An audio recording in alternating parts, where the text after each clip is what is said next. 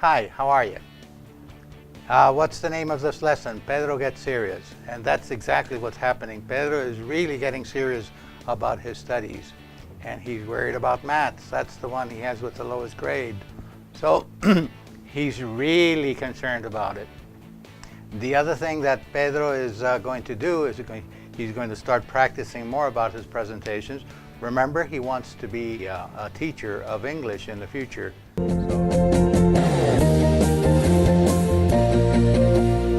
Can I join you?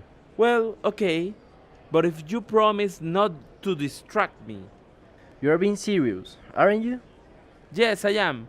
I've got a lot to study, man. Maths is driving me nuts. It's my lowest grade. Maybe you can help. What's a standard deviation? Do you know? You are kidding, aren't you? No, I don't. Is that a mathematical term? It sounds more like something I've been studying in psychology.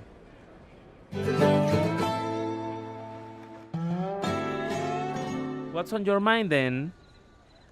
I hope it's not about your love life. Or is it? No, it isn't. It's about my going into medical school. Oh no, you are kidding. You think you are not going to make it.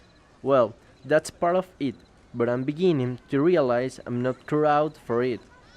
What do you mean? That's all you have wanted to do, isn't it? Yes, it is. But I'm beginning to think pure science is more my thing. Pure science? Like what?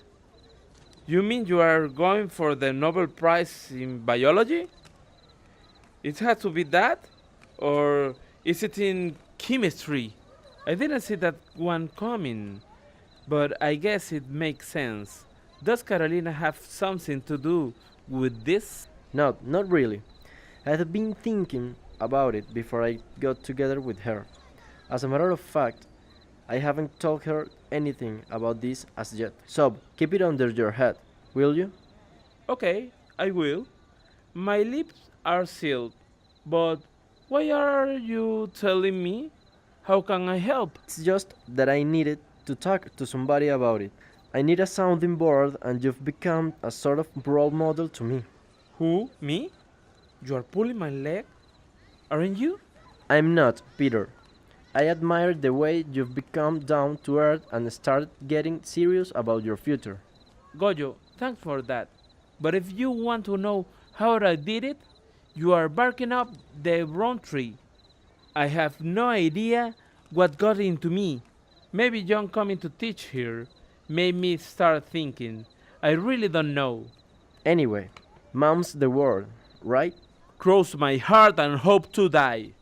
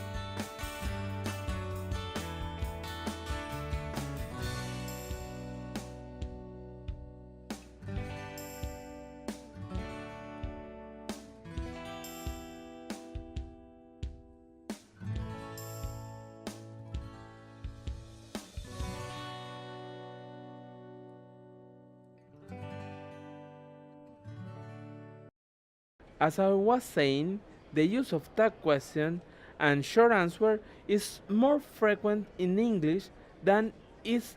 What I don't understand is why. Is there a reason, John? Luisa? Oh boy, Pedro, that's a tough question, isn't Yes, it, Luisa? it is. The problem is that there isn't a good answer for it, is there? No, there isn't. When I get questions like that, I'm reduced to just answering because it's English. You do the same, I suppose, Yes, don't you? I do. Pedro, what you have to understand is that a language is not only a way to make sounds that other people understand, it's also a different way of thinking. For example, Pedro, look at the way you say your age in Spanish and in English. Is it the same?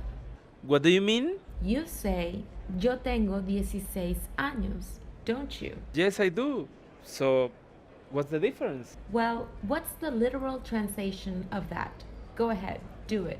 I have 16 years? Exactly. It sounds weird in English, doesn't it? Yes, it does. We don't say it that way in English. We say, I am 16 years old. And how do you translate that into Spanish word for word? Yo soy 16 años viejo. You get what, Pedro? We actually think different about our age. In Spanish, we have a certain age. In English, we are of a certain age. That's so weird. Yes, it is. And that's just one example. It's the same with tag questions and short answers in English, but there the difference is one of accepted social behavior in each language. Pedro, I think you've hit on something that could be very interesting to our online students. You should include it in your presentation. You are right. I think you are right. I will. Thanks, both of you. You're giving me food for thought. Well, there's no exercises here in the second part, but it was a very long explanation by John, wasn't it? And I really hope that you understood it. And remember, you can repeat it as many times as you like so that you can get it. And I want you to focus on the way of thinking in English than we do in Spanish. It's a completely different way. If you just say no to a question in Spanish, nobody's going to think that you're being impolite. But if you say it in English, it is going to sound a little bit rude. It's going to be sounding a little bit impolite, so you don't want that, okay? So that's what happened, and that's why John took the time to do this long explanation. In our conversation with Pedro, Luisa and I went a bit into how different languages express things differently. For example, did you know that a bridge in German is a feminine noun? And what is it in Spanish? It's masculine, isn't it? This means that our Spanish brain will look at a bridge differently than a German. So my talk today isn't so much about introducing you to an exercise, but to make you realize why we sometimes have to change our way of thinking when we talk a different language. Let me give you another example. In Spanish, I would say, yo nací en el Reino Unido. In English, I was born in the UK. Can you understand the difference? In English, what we're saying is that we were born of our mothers, but in Spanish, what we're really saying is that we came out of our mothers by ourselves. Do you see that? Which one is right? Actually, both of them are right. It is true that our mothers deliver us, but it's also true that it is not up to them to decide when. In a very real sense, it is the baby that decides that he or she is ready to go out. It's just that we choose to speak of it one way in one language and a different way in the other. All this brings me to tag questions and short answers.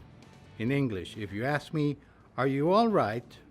we would respond, "Yes, I am," "No, I'm not," depending on how I'm felt when asked. If we do it in Spanish, we would say, "¿Estás bien?" The responses would be sí or no, as the case might be. Are both of them polite responses in their languages? Of course they are. But the responses are not really interchangeable between the two languages in both directions. We can say in Spanish, sí, lo estoy, or no, no lo estoy, but it will sound impolite and rude if we answer with a simple yes or no when doing it in English. Why? Because language also affects the way we interact socially. This is also the reason why we use tag questions much more frequently in English than in Spanish. just go over our two conversations in this lesson. Why do we do it so much in English? It's because it's socially expected to involve the listener more directly in what one is saying. That's the reason for the tag questions. In fact, many times the speaker does not really expect an answer, but at least expects a gesture or a facial expression from the listener. And Pedro is getting ready to steer you through them, so until then.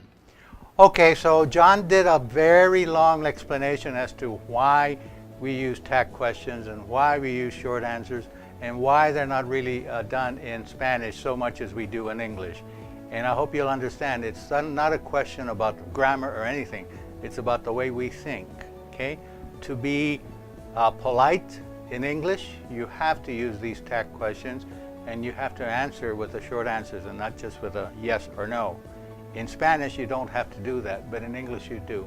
And that's what I hope you've received from this lesson, okay? All right, I'll see you next class. Bye.